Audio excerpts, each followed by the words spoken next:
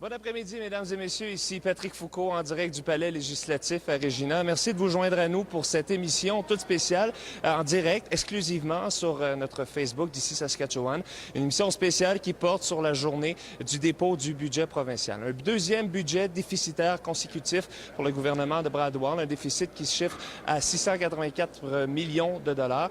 Et c'est également un budget donc, qui comprend un plan sur 3 ans pour équilibrer le budget. Donc, le gouvernement Wall qui se donne jusqu'en 2019-2020 pour atteindre cet objectif de rééquilibre.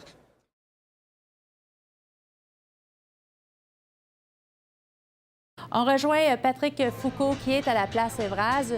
Patrick, comment ça se passe jusqu'à présent? Bien, je vous dirais qu'en ce moment, c'est sensiblement le calme. Là. Il y a une dizaine de manifestants présents, vous pouvez les voir derrière moi. Pour l'instant, il y a eu quelques échanges là, entre des automobilistes et des manifestants. Il y a des manifestants qui ont bloqué l'accès pendant quelques secondes à certains véhicules, mais sinon, c'est sensiblement calme. Il n'y a pas vraiment d'échanges très houleux. Donc, une dizaine de personnes présentes ici. C'est un rassemblement qui se fait en marge d'un souper bénéfice auquel participe Brad Wall, qui se tient à la place Évraz, donc où la manifestation se déroule également. Donc, c'est le groupe Stop the Cuts, ou arrêtons les compressions en français, qui est à la tête de cette manifestation-là. On veut donc dénoncer certaines compressions comme, par exemple, la fermeture de la compagnie de transport de la Saskatchewan.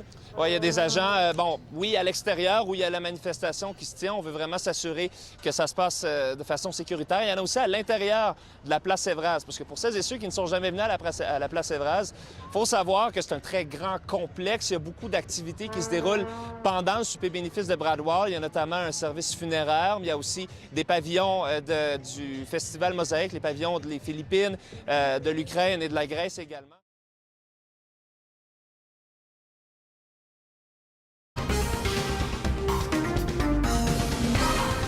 Bonsoir, mesdames et messieurs. Ici Patrick Foucault à Regina. Merci de vous joindre à nous. Voici ce qui retient l'attention chez nous ce soir.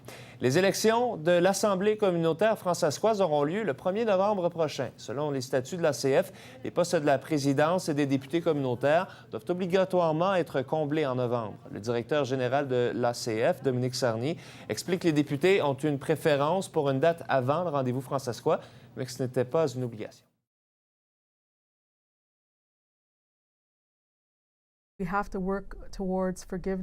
Pour Margaret Poitras, souligner le 150e anniversaire du pays, c'est une façon pour les Autochtones de poursuivre leur quête vers le pardon au sujet des atrocités qu'ils ont vécues au cours du dernier siècle et demi au Canada.